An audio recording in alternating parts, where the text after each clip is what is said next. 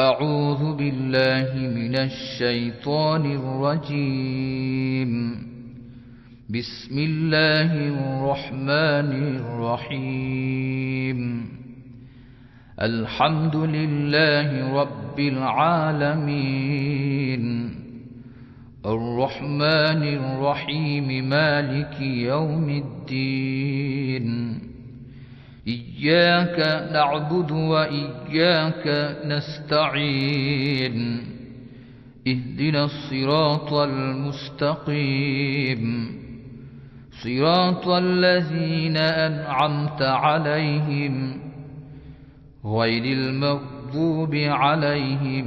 ولا الضالين.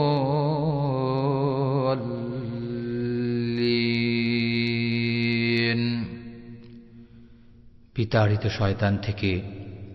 আল্লাহর কাছে আশ্রয় প্রার্থনা করছি। পরম করুণাময় ও অসীম দয়ালু আল্লাহর নামে শুরু করছি। সকল প্রশংসা আল্লাহ তাআলার জন্য, যিনি সকল সৃষ্টি জগতের প্রতিপালক,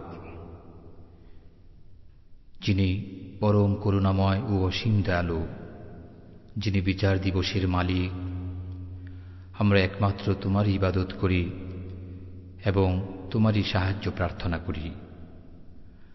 আমাদেরকে সরল সুদৃঢ় পথ দেখাও, সে সমস্ত লোকের পথ যাদেরকে তুমি নিয়ামত দান করেছ, তাদের পথে নয় যাদের প্রতি তোমার গজব নাজিল হয়েছে এবং যারা পথভ্রষ্ট হয়েছে।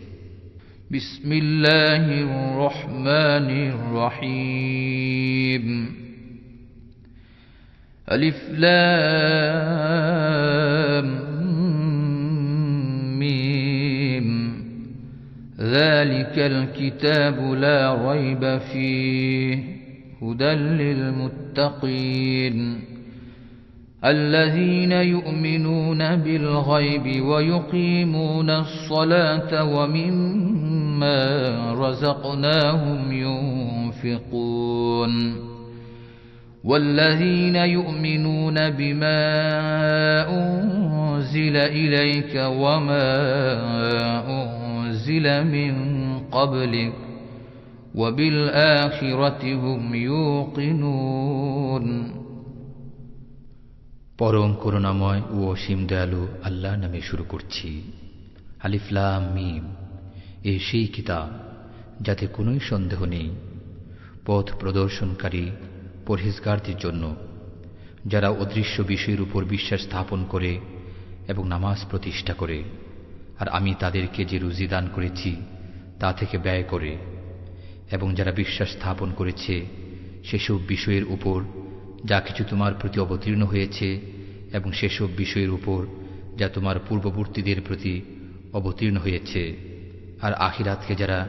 নিশ্চিত বলে দৃঢ় বিশ্বাস করে। أولئك على هدى من ربهم وأولئك هم المفلحون. إن الذين كفروا سواء عليهم أأنذرتهم أم لم تنذرهم لا يؤمنون.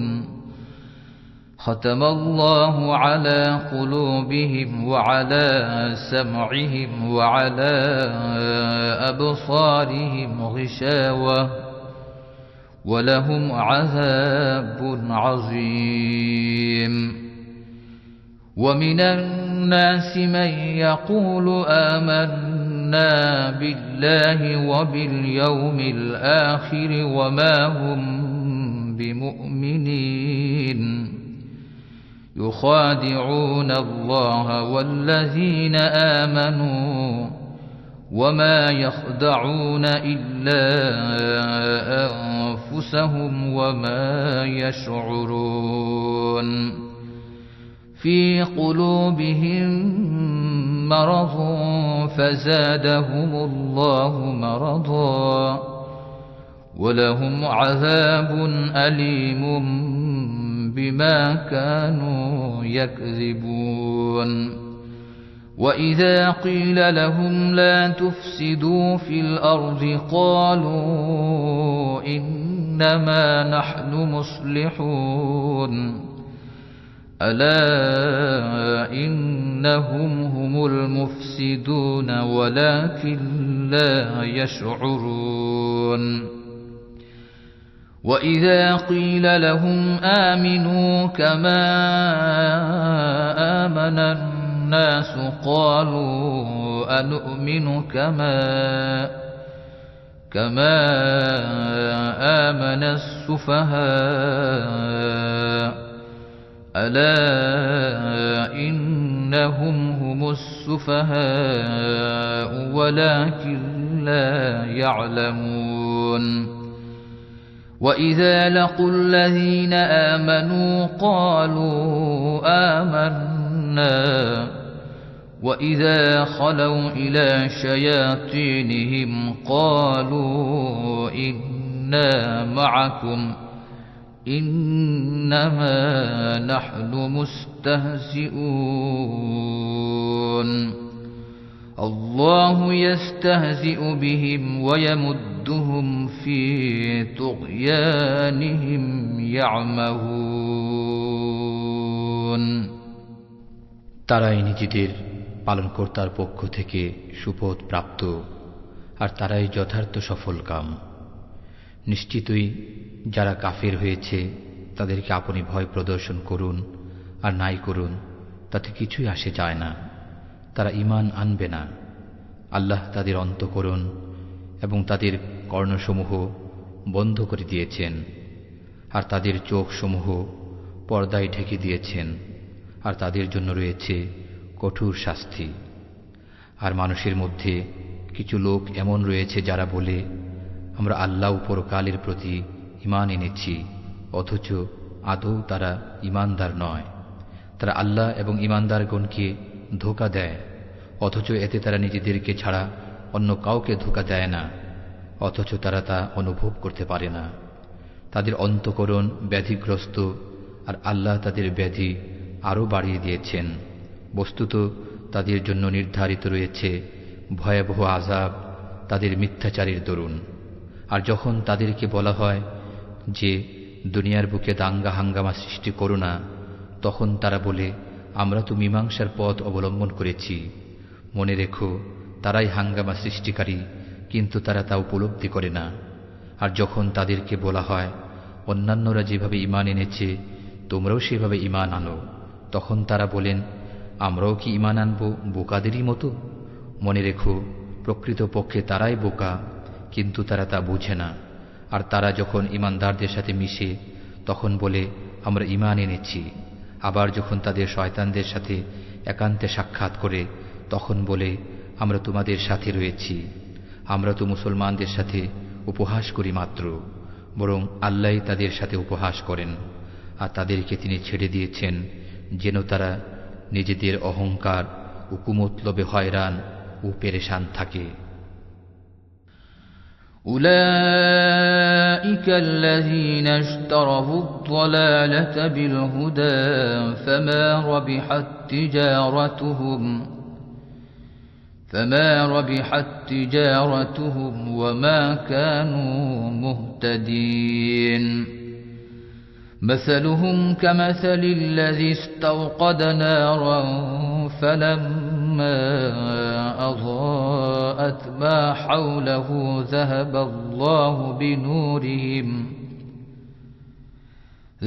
الله بنورهم وتركهم في ظلمات لا يبصرون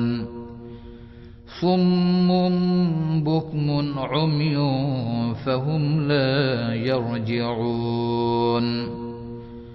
أو كصيب من السماء فيه ظلمات ورعد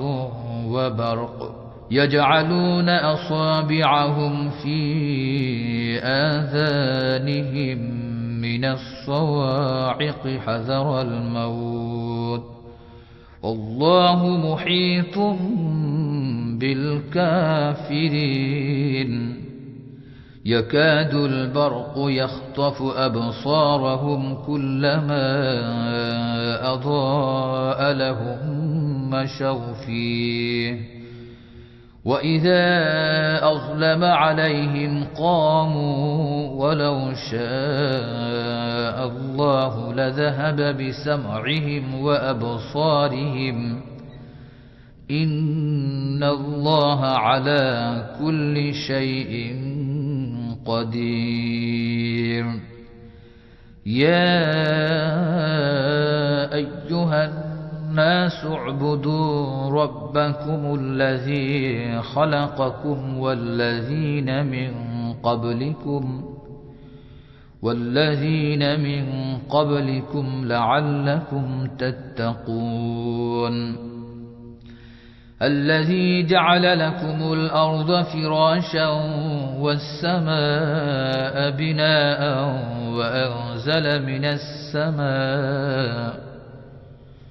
وأنزل من السماء ماء فأخرج به من الثمرات رزقا لكم فلا تجعلوا لله أندادا وأنتم تعلمون وإن كنتم في ريب مما نزلنا على عبدنا فأتوا بسورة من مثله وادعوا شهداءكم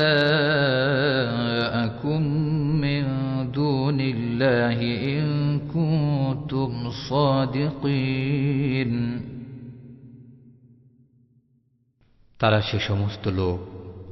যারা হিদায়াতের বিনিময়ে গুমরাহি খরিদ করে বস্তুত তারা তাদের এ ব্যবসায় লাভবান হতে পারেনি এবং তারা হিদায়াতও লাভ করতে পারেনি। তাদের অবস্থা সে ব্যক্তির মতো যে লোক কোথাও আগুন জ্বালালো এবং তার চারদিককার সব কিছুকে যখন আগুন স্পষ্ট করে তুলল, ঠিক এমনি সময় আল্লাহ তার চারদিকের আলোকে উঠিয়ে নিলেন এবং তাদেরকে অন্ধকারে ছেড়ে দিলেন,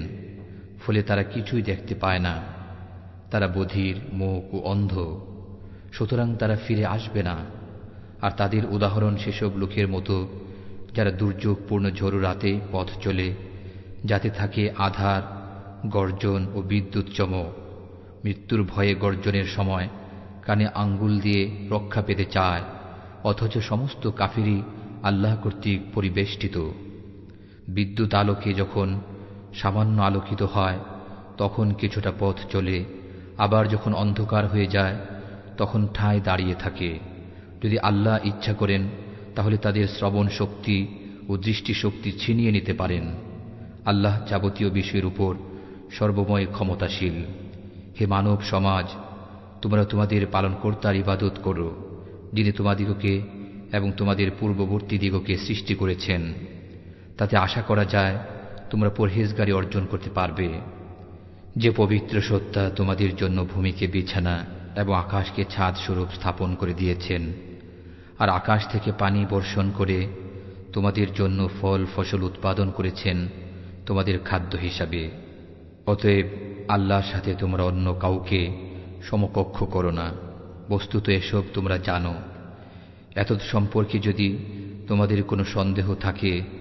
যা আমি আমার বান্দার প্রতি অবতীর্ণ করেছি, তাহলে এর মতো একটি সূরা রচনা করে নিয়ে এসো। তোমাদের সেসব সাহায্যকারীদেরকেও সঙ্গে নাও এক আল্লাহকে ছাড়া, যদি তোমরা সত্যবাদী হয়ে থাকো। فإن لم تفعلوا ولن تفعلوا فاتقوا النار التي وقودها الناس والحجارة أعدت للكافرين وبشر الذين آمنوا وعملوا الصالحات أن لهم جنات تجري من تحتها الأنهار كلما رزقوا منها من ثمرة رزقا قالوا هذا الذي رزقنا من قبل وأتوا به متشابها ولهم فيها أزواج مطهرة وهم فيها خالدون إن الله لا يستحيي أن يضرب مثلا ما بعوضة فما فوقها فأما الذين آمنوا فيعلمون أنه الحق من ربهم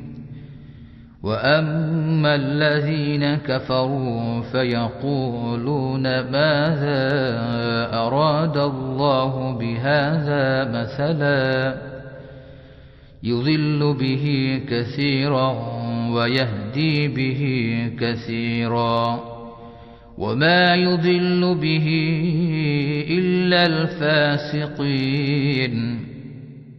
الذين ينقضون عهد الله من بعد ميثاقه ويقطعون ما أمر الله به أن يوصل ويفسدون في الأرض أولئك هم الخاسرون كيف تكفرون بالله وكنتم أمواتا فأحياكم ثم يميتكم ثم يحييكم ثم إليه ترجعون هو الذي خلق لكم ما في الأرض جميعا ثم استوى إلى السماء فسواهن 7 سماوات وهو بكل شيء عليم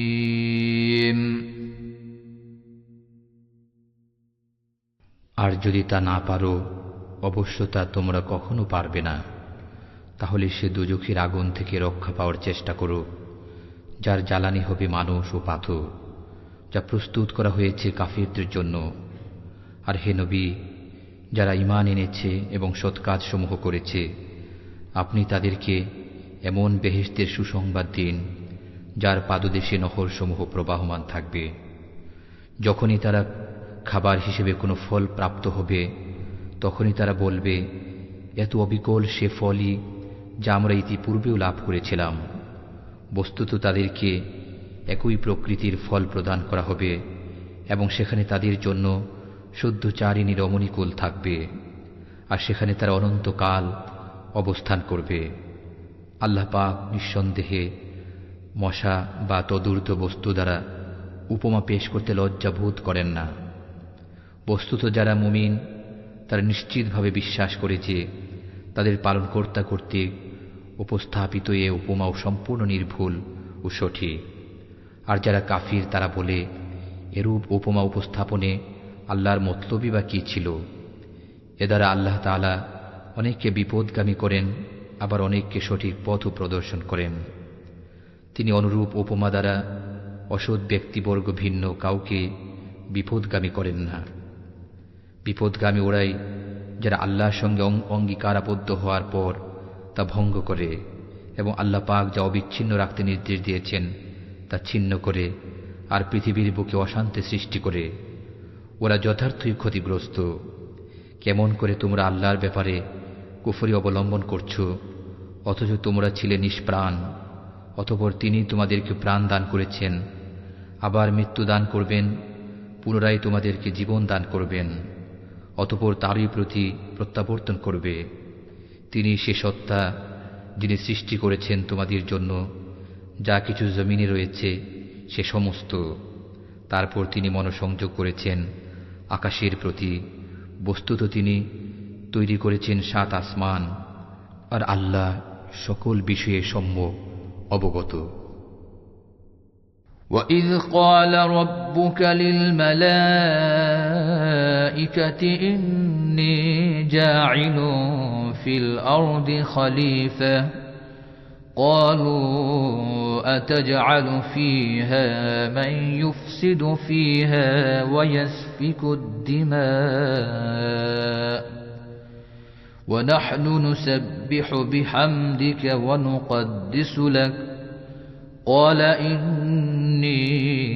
أعلم ما لا تعلمون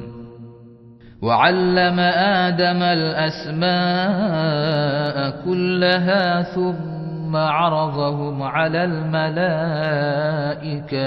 فقال أنبئوني بأسماء هؤلاء إن كنتم صادقين قالوا سبحانك لا علم لنا إلا ما علمتنا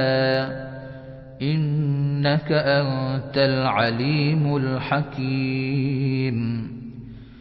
قال يا آدم أنبئهم بأسمائهم فلما أنبأهم بأسمائهم قال ألم أقل لكم إني أعلم غيب السماوات والأرض وأعلم ما تبدون وما كنتم تكتمون وإذ قلنا للملائكة اسجدوا لآدم فسجدوا إلا إبليس أبى واستكبر وكان من الكافرين وقلنا يا آدم اسكن أنت وزوجك الجنة وكلا منها رغدا حيث شئتما ولا تقربا هذه الشجرة فتكونا من الظالمين فأزلهما الشيطان عنها فأخرجهما مما كانا فيه وقلنا اهبطوا بعضكم لبعض عدو ولكم في الأرض مستقر ومتاع إلى حين فتلقى آدم من ربه كلمات فتاب عليه إنه هو التواب الرحيم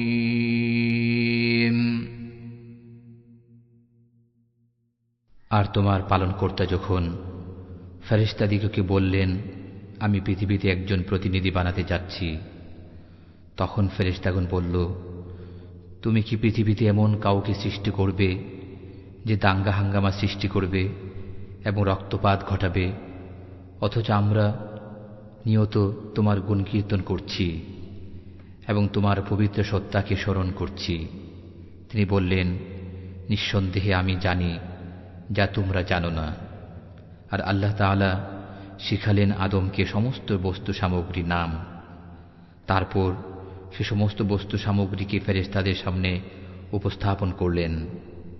অতঃপর বললেন আমাকে তোমরা এগুলোর নাম বলে দাও যদি তোমরা সত্য হয়ে থাকো তারা বলল তুমি পবিত্র আমরা কোনো কিছুই জানি না তবে তুমি যা আমাদেরকে শিখিয়েছ সেগুলো ব্যতীত নিশ্চয়ই তুমি প্রকৃত জ্ঞান সম্পন্ন প্রজ্ঞাবান তিনি বললেন হে আদম ফেরেশতাদেরকে বলে দাও এসবের নাম তারপর যখন তিনি বলে দিলেন সেসবের নাম তখন তিনি বললেন আমি কি তোমাদেরকে বলিনি যে আমি আসমান ও জমিনের যাবতীয় গোপন বিষয় সম্পর্কে খুব ভালো করে অবগত রয়েছি এবং সেসব বিষয়ও জানি যা তোমরা প্রকাশ করো আর যা তোমরা গোপন করো এবং যখন আমি হযরত আদমকে সিজদা করার জন্য ফেরেশতাগণকে নির্দেশ দিলাম তখন ইবলিস ব্যতীত সবাই সিজদা করল সে নির্দেশ পালন করতে অস্বীকার করল এবং অহংকার প্রদর্শন করল ফলে সে কাফিরদের অন্তর্ভুক্ত হয়ে গেল এবং আমি আদমকে হুকুম করলাম যে তুমি ও তোমার স্ত্রী জান্নাতে বসবাস করতে থাকো এবং ওখানে যা চাও যেখান থেকে চাও পরিতৃপ্তিসহ খেতে থাকো, কিন্তু এ গাছের নিকটবর্তী হও না, অন্যথায় তোমরা জালিমদের অন্তর্ভুক্ত হয়ে পড়বে। অনন্তর শয়তান তাদের উভয়কে ওখান থেকে পদস্খলিত করেছিল। পরে তারা যে সুখ স্বাচ্ছন্দ্যে ছিল তা থেকে তাদেরকে বের করে দিল এবং আমি বললাম, তোমরা নেমে যাও, তোমরা পরস্পর একে অপরের শত্রু হবে এবং তোমাদেরকে সেখানে কিছু কাল অবস্থান করতে হবে ও লাভ সংগ্রহ করতে হবে। অতঃপর হযরত আদম স্বীয় পালনকর্তার কাছ থেকে কয়েকটি কথা শিখে নিলেন।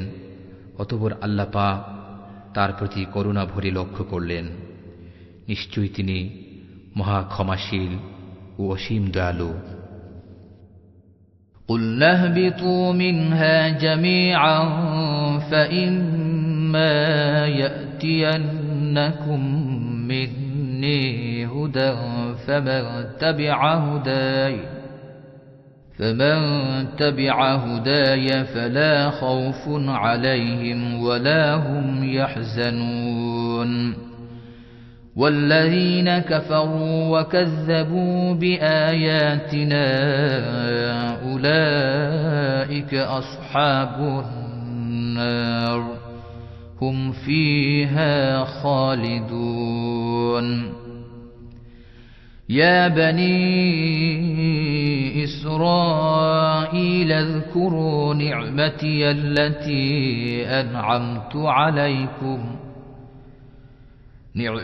التي أنعمت عليكم وأوفوا بعهدي أوف بعهدكم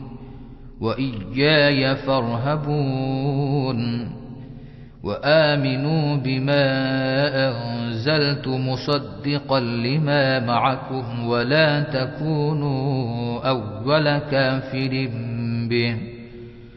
ولا تشتروا بآياتي ثمنا قليلا وإياي فاتقون ولا تلبسوا الحق بالباطل وتكتموا الحق وأنتم تعلمون وأقيموا الصلاة وآتوا الزكاة واركعوا مع الراكعين أتأمرون الناس بالبر وتنسون أنفسكم وأنتم تتلون الكتاب أفلا تعقلون واستعينوا بالصبر والصلاة وإنها لكبيرة إلا على الخاشعين الذين يظنون أنهم ملاقو ربهم وأنهم إليه راجعون يا بني إسرائيل اذكروا نعمتي التي أنعمت عليكم وأني فضلتكم على العالمين واتقوا يوما لا تجزي نفس عن نفس شيئا ولا يقبل منها شفاعة ولا يؤخذ منها عدل ولا هم ينصرون আমি হুকুম করলাম তোমরা সবাই নিচে নেমে যাও। অতঃপর যদি তোমাদের নিকট আমার পক্ষ থেকে কোনো হিদায়াত পৌঁছে, তবে যে ব্যক্তি আমার সেই হিদায়াত অনুসারে চলবে তার উপর না কোনো ভয় আসবে, না কোনো কারণে তারা চিন্তাগ্রস্ত সন্তপ্ত হবে। আর যে লোক তা অস্বীকার করবে এবং আমার নিদর্শনগুলোকে মিথ্যা প্রতিপন্ন করার প্রয়াস পাবে, তারাই হবে জাহান্নামবাসী, অনন্তকাল সেখানে থাকবে। হে বনী ইসরাঈলগণ, তোমরা স্মরণ করো আমার সে অনুগ্রহ যা আমি তোমাদের প্রতি করেছি, এবং তোমরা পূরণ করো আমার সাথে কৃত প্রতিজ্ঞা, তাহলে আমি তোমাদেরকে প্রদত্ত প্রতিশ্রুতি পূরণ করব। আর ভয় করো আমাকে, আর তোমরা সে গ্রন্থের প্রতি বিশ্বাস স্থাপন করো যা আমি অবতীর্ণ করেছি সত্য বক্তা হিসাবে তোমাদের কাছে। বস্তুত তোমরা তার প্রাথমিক অস্বীকার